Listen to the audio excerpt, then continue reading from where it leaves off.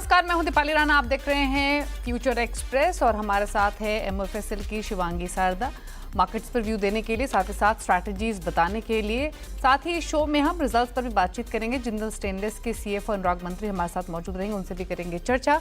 Numbers को लेकर आगे के आउटलुक को समझेंगे, लेकिन सबसे पहले मार्केट्स का हाल आपके सामने लेकर आते हैं और इस समय का किस तरीके की मार्केट ब्रेथ है, कैसा सेटअप देखने को मिल रहा है, लॉन्ग शॉट कहाँ बन रहे हैं, वो तमाम डेटा करते हैं डिस्कस। हालांकि पहले अगर मार्केट्स के मूड को देखें तो सुबह एक लैकलस्टर शुरुआत के बाद बाजार थोड़ा संभलने की कोशिश करते हुए दिन के ऊपरी स्तरों के आसपास आकर अब कर रहा है कारोबार। फिलहाल 24,790 के मौजूदा लेवल्स निफ्टी पर देखने को मिल रहे हैं। बैंक निफ्टी आउट परफॉर्मेंस दिखा रहा है, पूरे 500 अंकों की तेजी के साथ दिन के ऊपरी स्तरों पर कर रहा है ट्रेड।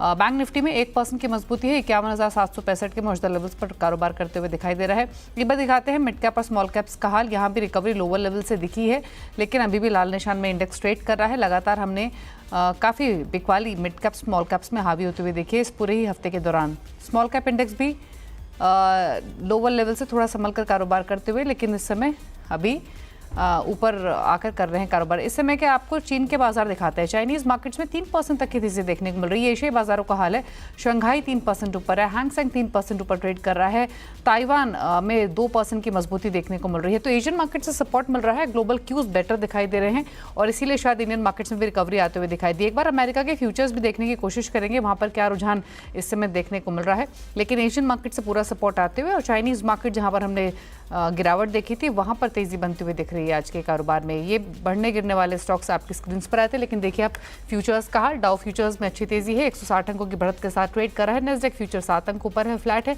S&P फ्यूचर्स भी फ्लैट कारोबार कर रहे हैं। लेकिन चलिए एक बार लेकर आते हैं आपके सामने मार्केट की ब्रेथ, बढ़ने वाले गिरने वाले स्टॉक्स, साथ ही निफ्टी का कॉन्स्टिट्यूशन। निफ्टी के स्टॉक्स देखिए जो सपोर्ट कर रहे हैं वो बैंक्स हैं। बैंक निफ्टी क्योंकि आउट परफॉर्मेंस दिखा रहे हैं, इसीलिए axis bank, ICICI bank, Wipro और टाटा मोटर्स ये वो स्टॉक्स हैं जो तेजी में पार्टिसिपेट कर रहे हैं। लेकिन एक्सिस बैंक और ICICI बैंक मिलकर ही लगभग 70-72 अंकों का पॉजिटिव कंट्रीब्यूशन निफ्टी को लेंड कर रहे हैं। नेगेटिव साइड पर है इन्फोसिस, ITC, HUL और टेक महिंद्रा। अब दिखाते हैं निफ्टी बैंक के कॉन्स्टिट्यूएंट्स। 461 अंक ऊपर निफ्टी बैंक कारोबार कर रहा है इस समय और फिलहाल axis bank, ICICI bank, Kotak bank, bank of Baroda की ओर से पार्टिसिपेशन आ रहा है। लेगार्ड साइड पर है HDFC bank, IndusInd bank, AU small finance bank और SBI। मार्केट की ब्रेथ पॉजिटिव साइड पर इंक्लाइन होते हुए, क्योंकि बढ़ने वाले स्टॉक की संख्या ज़्यादा है कंपैरेटिवली गिरने के। लेकिन अब दिखाते हैं आपको मार्केट की किस तरीके के डेरिवेटिव सेटअप बनते हुए दिखाई दिया है निफ्टी और बैंक निफ्टी में। वहाँ का डेरिवेटिव का डेटा आपके सामने लेकर आते हैं। शुरुआत करते हैं निफ्टी के डेटा के साथ। कॉल पुट के नंबर्स दिखाते हैं आपकी स्क्रीन पर। सबसे पहले देखते हैं पुट के आंकड़े। निफ्टी की 24 कॉल के नंबर्स देख लेते हैं पहले। 24,800 की कॉल में फिलहाल जो टोटल ओपन इंटरेस्ट है वो 39 लाख शेयरों का है। 14 लाख शेयरों का बदलाव ओपन इंटरेस्ट में। 24,900 की कॉल में 28.5 लाख शेयरों का टोटल ओपन इंटरेस्ट, 11.5 लाख शेयरों का बदलाव है ओपन इंटरेस्ट में। और 25,000 की कॉल में 55-56 लाख शेयरों का टोटल ओपन इंटरेस्ट है, बदलाव है 2.25 लाख शेयरों का। वहीं अगर आप पुट के नंबर्स देखेंगे तो 24,700 की पुट में 35 लाख शेयरों का ओपन इंटरेस्ट है, 20 लाख शेयरों का बदलाव ओपन इंटरेस्ट में। 24,600 की पुट में 31 लाख शेयरों का ओपन इंटरेस्ट और लगभग 20 लाख शेयरों का ओपन इंटरेस्ट में बदलाव। और 24,500 की पुट में 40 लाख शेयरों का ओपन इंटरेस्ट, बदलाव हुआ है 17 लाख शेयरों का ओपन इंटरेस्ट में। तो 24,800, 24,700 ये इंपॉर्टेंट लेवल्स हैं। ऊपर की तरफ 24,900 और नीचे की तरफ 24,700, 600 ये सपोर्ट लेवल्स फिलहाल बनते हुए दिखाई दे रहे हैं। अब लेकर आते हैं निफ्टी बैंक के नंबर्स आपके सामने। डेरिवेटिव फ्रंट पर किस तरीके के आंकड़े दिखाई दे रहे हैं। और 51,800 की कॉल में 12.5 लाख शेयरों का ओपन इंटरेस्ट है, घटा है ओपन इंटरेस्ट घटा है यहाँ पर लगभग 6,500 शेयरों से। 51,900 की कॉल में 8.5 लाख शेयरों का ओपन इंटरेस्ट, यहाँ भी ओपन इंटरेस्ट घटा है 2.25 लाख शेयरों का। 32,000 के पुट में जो टोटल ओपन इंटरेस्ट है वो 26 लाख का है, 2.25 लाख का बदलाव ओपन इंटरेस्ट में नेगेटिव साइड पर। बैंक निफ्टी पुट के नंबर्स देखेंगे तो 51,700 की पुट में 8.5 लाख का ओपन इंटरेस्ट है, टोटल ओपन इंटरेस्ट बदलाव हुआ है 5.5 लाख का। 51,600 की पुट में 10 लाख का ओपन इंटरेस्ट है, 7.5 लाख का बदलाव ओपन इंटरेस्ट में। और 51,500 के पुट में 21 लाख शेयरों का टोटल ओपन इंटरेस्ट है, 13.5 लाख का बदलाव हुआ है ओपन इंटरेस्ट में।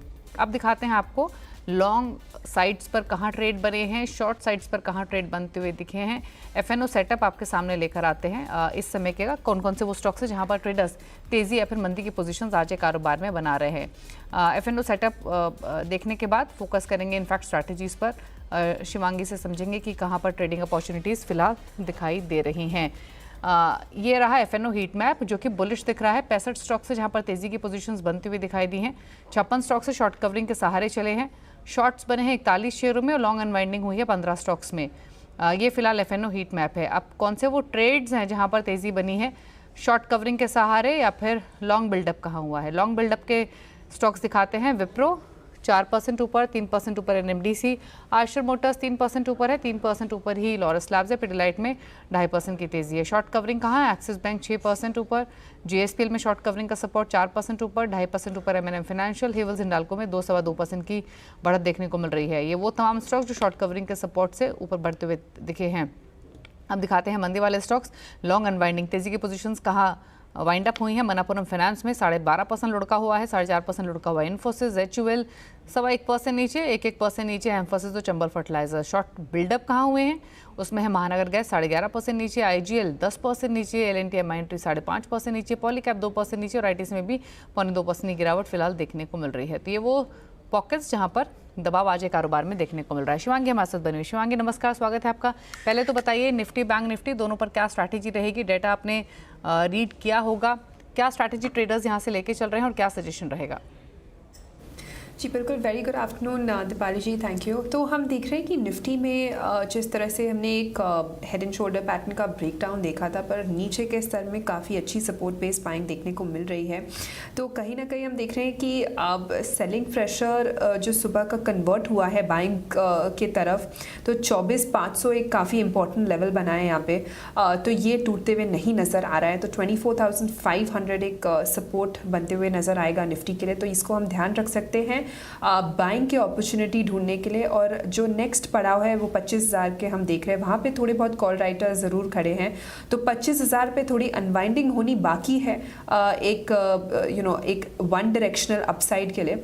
बट फिलहाल यही रेंज बनते हुए दिख रहा है निफ्टी में। बाय ऑन डिक्लाइन हम कंटिन्यू कर सकते हैं, थोड़े बहुत बाउंसेस ज़रूर रहेंगे क्योंकि कंसिस्टेंटली हमने 4 दिनों से लोअर टॉप्स लोअर बॉटम बनाए हैं और कहीं ना कहीं 50 डेली एक्सपोनेंशियल मूविंग एवरेजेस के नीचे भी ट्रेड कर रहे हैं हम। तो थोड़ी वॉलेटिलिटी ज़रूर रहेगी, पर overall buy on decline stance जो है वो बदलते हुए नज़र आ रहा है।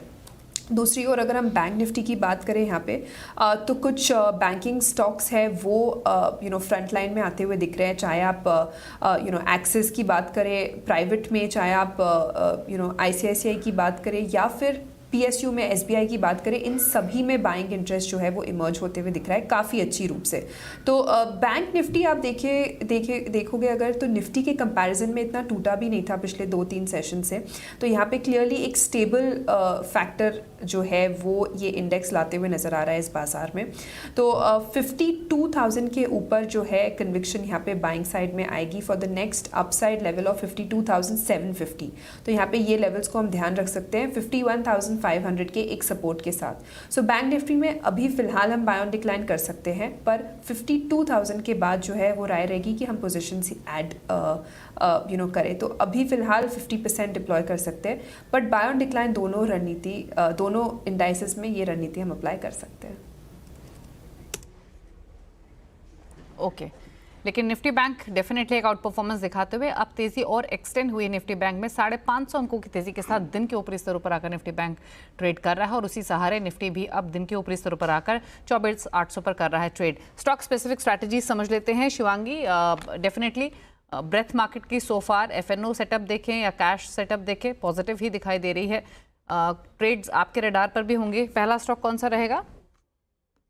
जी बिल्कुल, रडार पे काफ़ी स्टॉक्स आ रहे हैं क्योंकि लोअर लेवल्स पे काफ़ी अच्छी बाइंग देखने को मिल रही है सारी सेक्टर्स में अगर हम देखें। बट सिलेक्टिव स्पेस है जो आउट परफॉर्म कर रहे हैं, उन पे मेरी नज़र है। पहला स्टॉक है नाल्को नेशनल एल्यूमिनियम। इसमें हम देख रहे हैं कि स्टॉक लगातार पिछले 5 हफ्तों से एक अच्छी सपोर्ट बेस बाइंग दिखाते हुए नज़र आ रहा है।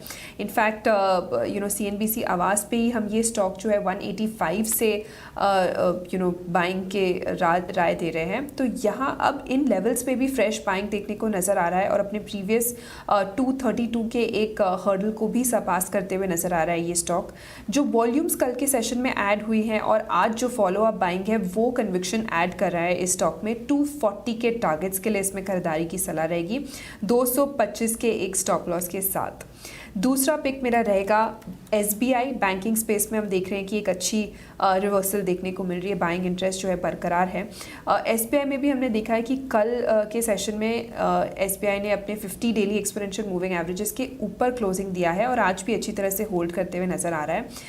आज के सेशन में भी 800 से हमने एक काफ़ी स्ट्रॉन्ग पुल बैक मूव देखा है फर्स्ट के एक घंटे में ही, तो ये एक काफ़ी स्ट्रॉन्ग फैक्टर है और पूरे ही बैंकिंग स्पेस अब ज़्यादा स्टेबलाइज होते हुए दिख रहे हैं बाकी सेक्टर्स से अगर हम कंपेयर करें तो यहाँ पे मेरी नज़र रहेगी बिल्कुल अच्छे यहाँ पे जो है 840 के टारगेट्स के लिए खरीदारी की सलाह रहेगी 795 के एक स्टॉप के साथ। तीसरा सेक्टर जो है वो IT स्पेस में से है मेरा, जो काफ़ी रेजिलेंट है और IT का एक काफ़ी बज़ भी हमने देखा है ग्लोबल मार्केट्स के IT स्टॉक जायंट्स के वजह से, तो यहाँ पे भी एक स्टेबलनेस ये मार्केट को प्रोवाइड करते हुए दिख रहे हैं। डिक्सन है मेरी पसंद।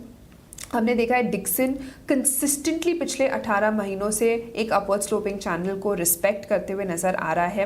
वीक ऑन वीक बेसिस में बाइंग देखने को मिली है, इनफैक्ट कोई भी छोटे डिक्लाइंस में कन्वर्ट हो रहे हैं बाइंग की अपॉर्चुनिटी। यहाँ पे RSI एक पॉजिटिव डाइवर्जेंस दिखा रहा है और इस पूरे हफ्ते हमने देखा है कि अच्छी खासी लॉन्ग बिल्टअप हुई है इस स्टॉक में, तो यहाँ पे खरीदारी की सलाह है। 16,000 के टारगेट्स यहाँ पे बनते हुए दिख रहे हैं और 15,000 के एक स्टॉप के साथ।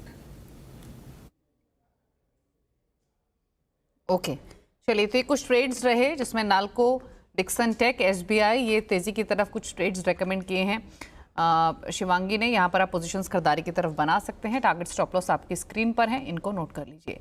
रुक रहे हैं इसी के साथ एक ब्रेक के लिए। ब्रेक के उस पर बात करेंगे जिंदल स्टेनलेस के अर्निंग्स पर। हमारे साथ कंपनी के CFO अनुराग मंत्री बने हुए हैं। लौटेंगे एक छोटे से ब्रेक के बाद। देख रहे हैं फ्यूचर एक्सप्रेस और अब बात करेंगे जिंदल स्टेनलेस की। कंपनी के नंबर्स पर सबसे पहले नजर डालते हैं। दूसरी तिमाही में कंपनी के नतीजे अनुमान से कमजोर रहे हैं। मुनाफा 21% बढ़ा है, लेकिन एबिटा में 4% की गिरावट है। मार्जिन भी आधा बेसिस पॉइंट गिरकर आए हैं और आय भी फ्लैट रही है। नंबर्स पर बातचीत करने के लिए जिंदल स्टेनलेस के CFO अनुराग मंत्री हमारे साथ मौजूद हैं। अनुराग जी नमस्कार, स्वागत है आपका। एबिटा रेवेन्यूज में ड्रॉप देखने को मिला है। Drop in the sense revenues flat रहे हैं और एबिटा भी आपका फ्लैटिश साइड पर ही रहा है। ये चाइना वियतनाम से डंपिंग का ही इम्पैक्ट है या और भी फैक्टर्स हैं? देखिए, अगर मैं इस क्वार्टर देखूं तो EBITDA पर टन अगर देखेंगे हम तो EBITDA पर टन इम्प्रूव हुआ है, जो हमारा इंडस्ट्री का जो मेन पैरामीटर है, जो हमारे मार्जिन है, वो अगर लास्ट 3 क्वार्टर से देखेंगे तो ये हम कंटिन्यूसली इसमें इम्प्रूवमेंट ला रहे हैं।